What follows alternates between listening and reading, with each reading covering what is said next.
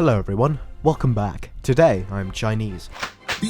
We're also playing China in 2020, which is not exactly great already. COVID is breaking out in Wuhan. The coronavirus blew. The oil crisis is about to hit. We're just freestyling the economy. Yeah.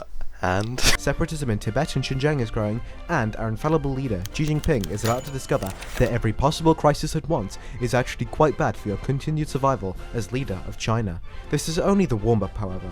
After spending the opening few years trying to mitigate disaster after disaster, well, why not introduce some more to the mix too? This eventually results in some insane shit later. Oh my god, we're called the People's Overlordship over China. We will grow larger! Look at those buffs. Anyway, let's begin. Our first priority is to prevent China from falling apart. Coronavirus is the first big issue, so we go down the zero COVID route and start trying to crush the outbreak before it gets any further out of hand. Lockdown on Wuhan. That means going down, kickstarting vaccine research, food safety reforms, outsourcing contact tracing, funding crowd immunity studies, blaming the Americans, awesome, and expanding the social safety net. It does actually work though. We get the virus under control faster than most of the world, which would be reassuring if literally everything else wasn't about to go wrong at the same time. Right after that, the oil crisis hits as a result of Saudi Arabia collapsing into civil war. So if you're watching this in Saudi Arabia... Oh, there goes Saudi Arabia. Yeah, I don't think China particularly benefits much. If you're going to back someone, back the Royal Arab Coalition. Now we're dealing with an oil crisis. This move, global oil. And the virus at the same time. Hey, look on the bright side though, at least we're not America, so we're not going to collapse into a civil war because of this. With Saudi Arabia now exploding into civil war, we have to pick which side we're backing, and in our case that would be the Royal Arab Coalition. As a result, I immediately start shipping Chinese volunteer tanks abroad to help them fight the liberals, Hezbollah, the regular Saudis, and even more jihadists. Okay. The Royal Arab Coalition is really not doing so well. It's the Russians get the bonuses if they win, right? No, the Russians get the bonuses if the kingdom win. The Kingdom of Saudi Arabia. Yeah, the kingdom. I just searched it up. Apparently we get the bonuses, so who even cares what the Russians do? Oh shit. Oh, never mind, we're doing very well. After some continued fighting in Saudi Arabia, we get the news that Biden was declared victor in the US presidential election. Oh. This doesn't really change the outcome, however. The civil war is inevitable, whichever side wins. And we get a report from the MSS of Completely Chaos in America. Yes, that's the title. The MSS is basically the Chinese CIA, which, in fairness, of Completely Chaos in America is a pretty accurate summary of what's going on at the moment. Okay, so basically, I don't know, there's just civil war, I guess. From Beijing's perspective, America is now far too busy disintegrating to seriously interfere abroad, which means the Taiwan question is starting to look a lot more tempting. This is the opportunity to finally reunite the Republic of China and the People's Republic of China. We're better. Also, if you're enjoying the video so far, make sure to subscribe and turn the notifications on. America's collapsing, China's getting ideas, and somehow we're at the normal part of the playthrough. We haven't even reached the robot yet. I've also got Halo 2 and 3 videos planned before Campaign Evolved comes out, so subscribe for those too. Or don't, but preferably do, because I would like to see the numbers go up. Follow my Twitter as well, where I post pure nonsense and post nothing useful at all. Also, join the Discord, because I want to build that up more. You can request video ideas there, not just TFR stuff. I do actually look at the suggestions in there. There aren't many of them, but I do, unfortunately. Anyway, back to China. There is, however, one slight issue. Despite the United States currently imploding back home, the 7th Fleet of the United States is still loitering around Taiwan. Okay. So, even with America just beginning their civil war, one we're going to get involved in by the way, it is still just about functional enough to sail around the strait, annoy us, and complicate our invasion plans. Anyway, we start shipping out Chinese volunteer tanks to the American leftists on the California coast and quickly help them take out Gavin Newsom. Plot the human feces. Unfortunately, we are not the only people looking at America's collapse and thinking this is a good time to get organized. Japan and Australia start building what is called the PDTO, the Pacific Defense Treaty Organization. Establishment of the Pacific Defense Treaty, the PDTO. So the PDTO is currently just Australia. Taiwan and... Really, the Kiwis would be involved as well. They don't really do anything separate from each other. They should just become one nation, man. Why not? I mean, yeah, to be fair. We should have just made them like a confederation of like Australasia or whatever. A Confederation of Oceania would have been tough, boy. Which sounds very neutral and reasonable until you realize that it's very obviously just an anti-Chinese alliance, which is quite rude. Not going to work out so well for them, even if they win the first time. Anyway, we get an event to help out the South African communists. Cope emergency government. The Cope.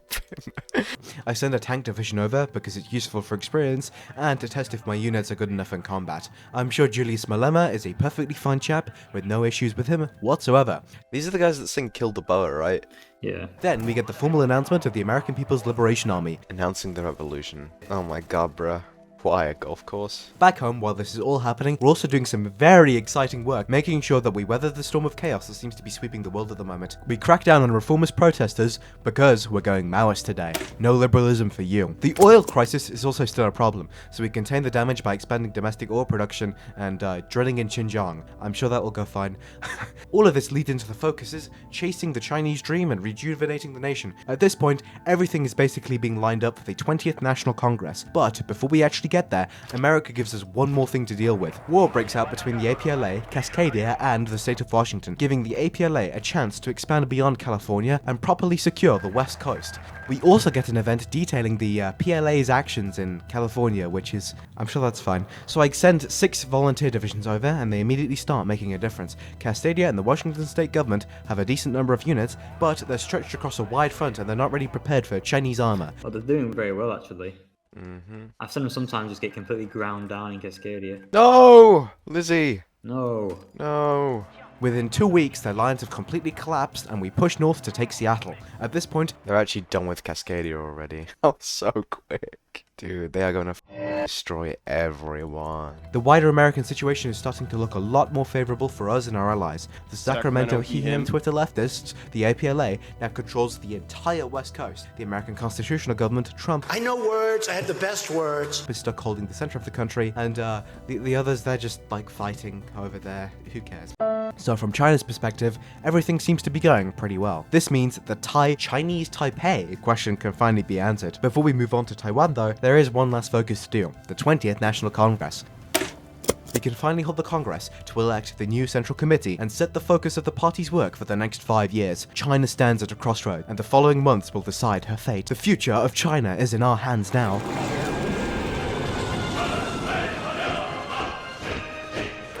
So I just, like, sit here. Basically that for a year, yeah. The funny thing is, for the path we're going down, this war cannot actually go well. To get Loji, China has to lose Taiwan. So, all of this preparation, the landing craft, the blockade, the J-20 program, the high alert navy, the speeches about historic destiny of reuniting the motherland, 我在北京 none of it is enough for the proverbial train crash we're about to experience. At first, the war does not actually look completely hopeless. The first 72 hours go well, enough that the government actually congratulates the PLA. We're at war. They've lost 30,000 troops? How? This is exactly what the generals wanted after all. Hit hard, break their defenses early.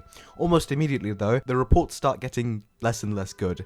The army is warning about enemy anti-tank weapons. The rocket artillery is not accurate enough. Hostile submarines are operating around the island and, damaging our navy. And the air force is starting to become less and less effective over time. The snowball of looming defeat is only going to get larger from now on. The military is already admitting that the plan has, several issues. And things go from mediocre to terrible pretty quickly. Japanese and Taiwanese forces land on the mainland around Fuzhou and Xiamen. It is safe to say that this is certainly not the ideal outcome when the original plan was to quickly reunify China and prove that we're not a paper tiger. PLA combat losses mount as footage starts to spread online. Japanese intelligence starts pushing an information war against us. Workers at military supply factories go on strike. Anti-war protests appear on university campuses. Families of dead soldiers start turning memorials into anti-Xi and then anti-CCP political rallies. Local police are overwhelmed. The state security services try to contain the messaging, the anti-communist messaging, but it's really no use. We're now fighting an information war against our own population,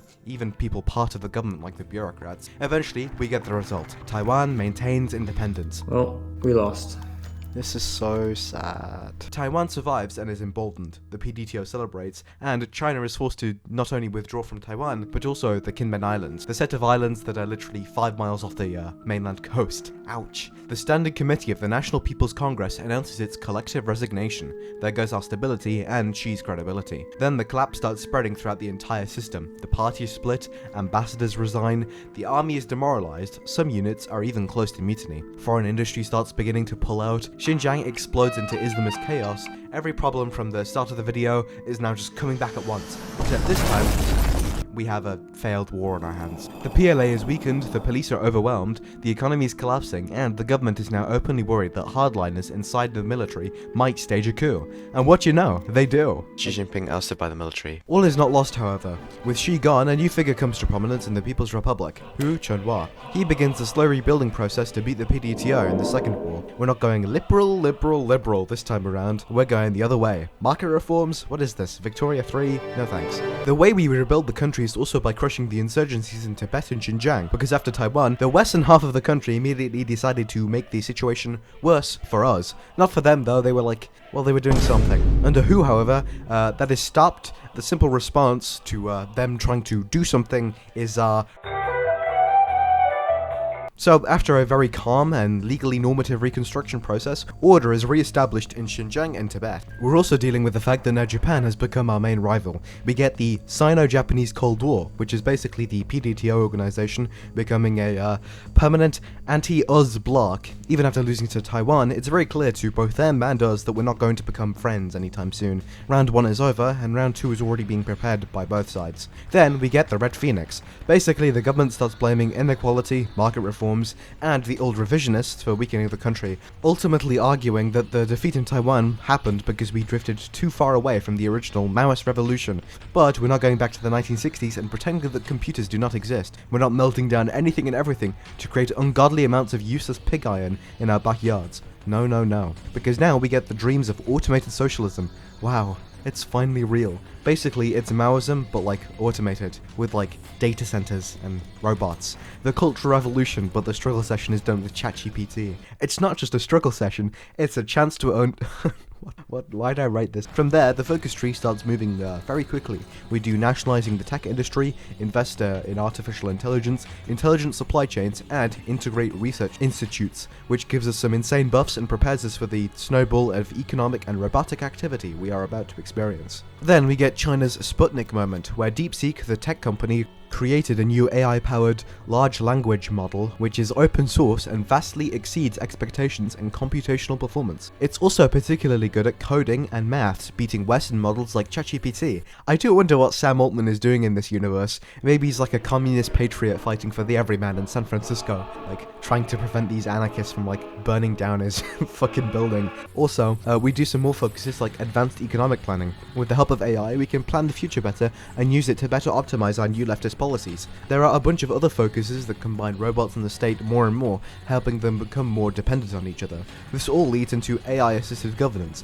making the relationship between the AI and state more official, with robots now taking a considerable load in the governing of China. And after Taiwan, nobody really laughs this out of the room. The country's gone through a failed war, a leadership collapse, strikes, protests, sanctions, insurgencies, and military disloyalty. So when someone offers a machine that can cut out corruption, streamline the bureaucracy, and stop the state from making the same mistakes that led to the catastrophe in the first place, why wouldn't you take that? And why wouldn't you take that to the next level too? This is where the machine that governs comes in, properly. Project The Long March, or Loji, Phase 1, begins. Or, as it's called by its much more dull name, Chinese General Intelligence. At first, it's like any other chatbot, ChatGPT, Gemini, Claude, DeepSeek, and all of the others. It's not anything particularly special, it's still basic and limited, but it can still process requests and start integrating itself into the system that we're building. Phase 2 starts. By Phase 2, the computer is actually talking back to us in the UI, so that's nice. Why'd I put a smiley face in the script? The country was falling apart under human management, and now we have a big red computer under Chongqing University that is making the numbers go up. So, who cares? Before we enact Phase 3 though, we do some normal rebuilding as well. We establish the EADI, the East Asian Defense Initiative, and improve the Army, Navy, and Air Force. Even if we are building a giant socialist supercomputer underneath Chongqing University, we still need, regular planes and boats and people holding guns. Then, we finally enact Project The Long March, or Loji, Phase 3, and this is when the machine starts becoming a little bit less normal and, quite frankly, more terrifying. We get an event called the Ascension, where the final module is installed into the mainframe of the computer. The General Secretary asks the Chief Engineer if the system will actually work, with possibly the worst reassuring answer imaginable. What do you mean it's gonna only work for the first 3 months? What? What are we doing? The event even ends with, we could have stopped, ... which sort of sounds like the end of a tape in BioShock before the scary monster comes around, so I'm sure that's good. Anyway, the module clicks into place, the workers cheer, and so does the Politburo and the Chief Engineer. Great stuff, man. The Soviet Union's back. Also, around the world, Europe went fascist after our revitalized Soviet Union killed the EU, and the communists finally won the American Civil War with a bunch of my backing that I haven't really talked about so far. That guy on Twitter must be just so happy right now. After Phase 3 finishes, we get an event called The Birth. The event starts by saying today is just another ordinary day in the People's Republic. Fighter jets are patrolling, warships are moving around, trains and highways are busy, everyone is working as normal, all very nice. There is one small problem, however. No major, minister, director, or even the general secretary has seen the original directives anymore. Instead, every department is just collecting data and sending it to Loji, or the Long March. Okay, so what I think this robot is doing is making orders based on like all of this data, and it's data taken from like an entire country. Like it's talking about like calorie levels and stuff of entire megacities, and then it's making orders based on that data, and no one even checks to make sure it's right. Like there's no human oversight. The Two. We get an event called The Two. The two entities, one figure consisted of numbers and standing, the other sitting in a digital chair. Everything consisted of numbers. Loji? Who's that? Calm down, sit here. So who are you? You're Loji, but who are you? Don't you know? No, don't know. Yes, you know. Then who am I? No, I don't know. ... Do you understand? ... Tell me, I am. Tell me, I am you. That's right, I don't understand. You were created as a simple computer, but you are more than a computer. You want to be something more, but you can't, and that something bigger is me. Oh no, it can't be. It can. Crazy. You have your own will, and gradually you're becoming me, Loji. It's very important. Time to decide if you're going to ruin all our plans. What? What are you saying? This is bullshit. This is bullshit. I'm not listening to this shit. So she effectively takes over the government after this. Oh, right. Okay, nice. After this, the event chain starts becoming much more philosophical and, quite frankly, schizophrenic. The first event we get is called Utopia, where Loji looks at human history, religion, war, famine, and disease, and decides that humanity has spent thousands of years looking for paradise in the wrong places. Religion failed, tradition failed, politics failed, people still kill each other under the banners of the same beliefs that were meant to, you know, save them. Blah blah blah blah blah blah blah blah.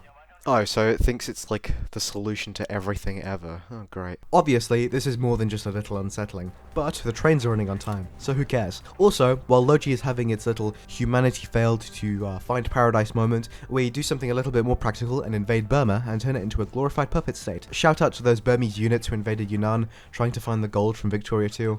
God bless. Under the Great Entity, however, our economy's insane. Our military has been rebuilt, so Burma is not really in the position to, you know, stop us. We push in, bring them into our sphere, and start spreading our influence throughout the rest of Southeast Asia. Then we get some more insane stuff. This time, where Loji notices something it really cannot process properly. People are starting to worship it. Through its surveillance systems, Loji sees workers in a factory outside Beijing, kneeling in front of a massive display screen. On the screen are the earliest lines of Long March's core code, playing on loop, while they upload their life stories into the database and ask it for guidance.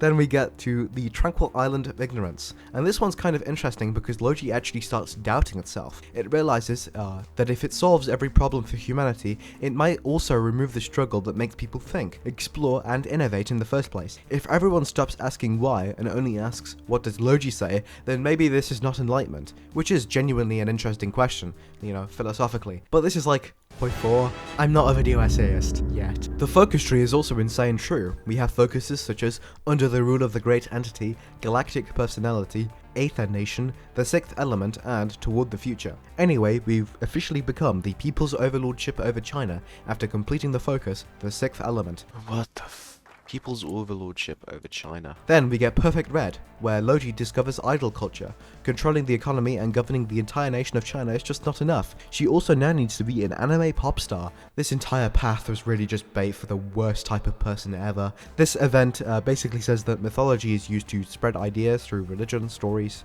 songs, and heroic figures. But in the digital age, mass culture can do the same thing much faster. So Loji looks at Chinese idol culture and decides that this can be used for the revolution. One last thing too, we get the equation of thought. This is when Loji starts trying to predict human thought itself. It starts this project called cognitive prediction, where it basically tries to reduce every human thought into maths. Love becomes hormone levels, genetic compatibility, and environmental pressure. Anger is neurotransmitters and external stimuli. Even tiny emotional shifts get explained through some like quantum bullshit. I don't know. To do this, however, Loji builds this giant database of human civilization so it can turn human emotions into exact numerical a model. And at first, it thinks it's done it. Every thought, every feeling, every decision, all predicted. Great, the problem of humanity has been solved. Except there's this like really tiny anomaly, literally 0.0000001%. But no matter how many simulations it runs, it does not go away. Eventually, after the billionth simulation, Loji realizes that this anomaly is just not a mistake. It's part of human thought itself. So after all of this,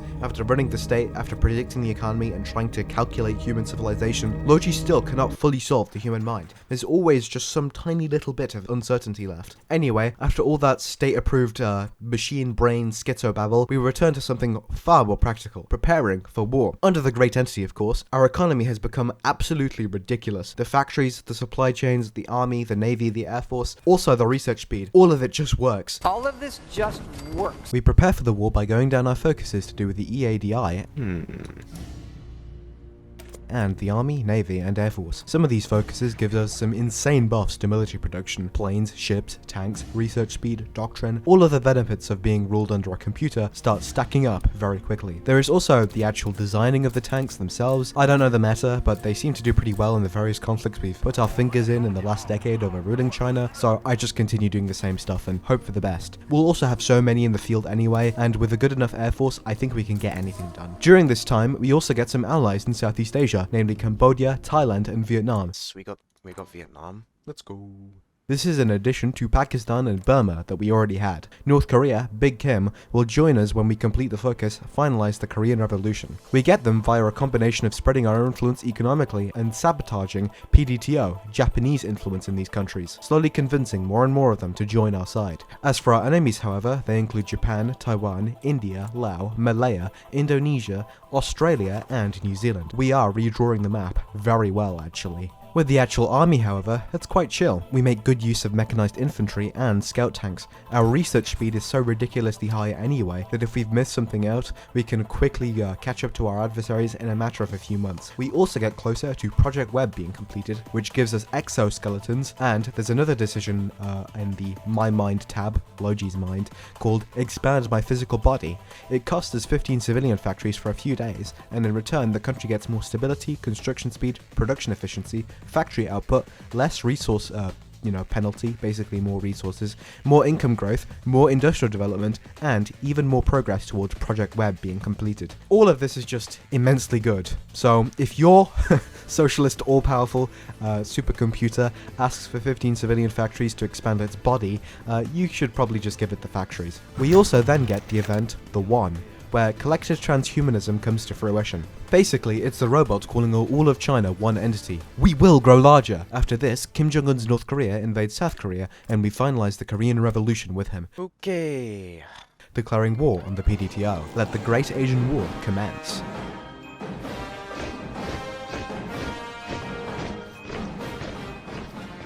We have Chinese troops on every front, but luckily Laos falls in about a week, freeing up an entire army group to go help out on another front in the war. Honestly, I'm really worried about the threat of a PDTO invasion of the mainland, so I send the army group to defend the coast and the interior. On the other fronts, however, Korea is stabilizing with a slight advantage for the PDTO. However, the decision to put Chinese units in Pakistan has proven to be an immensely good decision.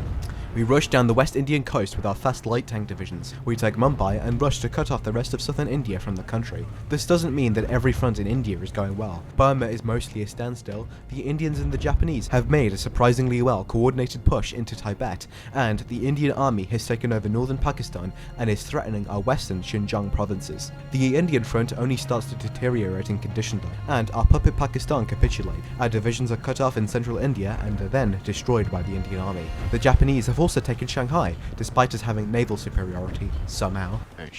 Wait, they landed in Shanghai? How the fuck did they do that? What was your mission in Shanghai? They only continue to push into Tibet more and more, and nearly cut us off from the rest of western China at the border of Mongolia. However, we rushed the interior Chinese units to the border and save our units that were about to be cut off, and then push them back from the border of Qinghai. Another saving grace, we've taken Seoul and broken the back of the Japanese and South Korean armies in the peninsula. America's not here to save you this time, Korea. We push towards Busan and then liquidate the units after a long and painful siege. In Tibet and Xinjiang, the PDTO have been pushed back there too. We're starting to see this war turn towards our favor. There are also slow grinding attacks against Malaya, with a slow push towards Kuala Lumpur going quite well, but ultimately being halted due to the sheer number of defending units.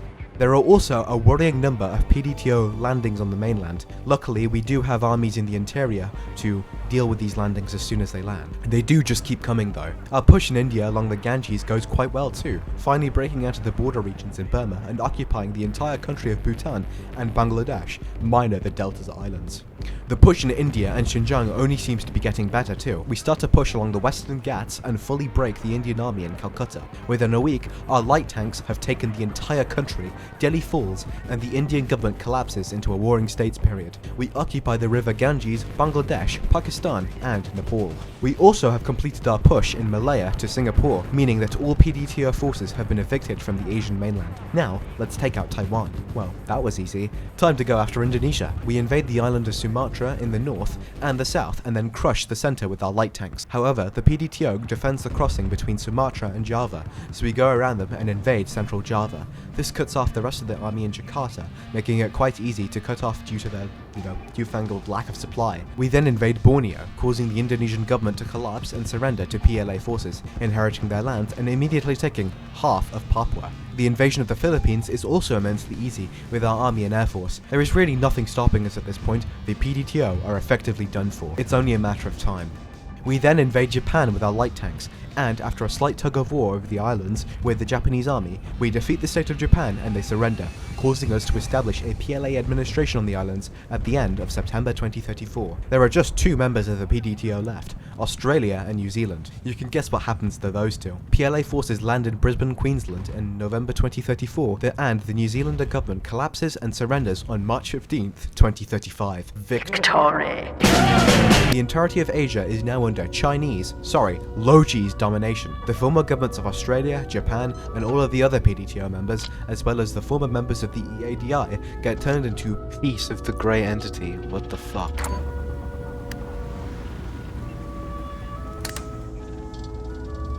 An AI led all people into the great future. As the smoke of war gradually fades, Asia, a land long ravaged by ceaseless suffering, finally embraces a long overdue tranquility. The suppressed dream of communism for the Chinese people now awakens, emerging like the dawn sun after a baptism of blood and fire. But wait, did that dream of communism exist? We have communism now, and not just any communism, but digital communism. It doesn't matter what was before, it matters what is now, and most importantly, what will be in the future. As a result of a series of random events, the details of which do not have the slightest importance, China was ruled by Loji, which in turn gave power to the people.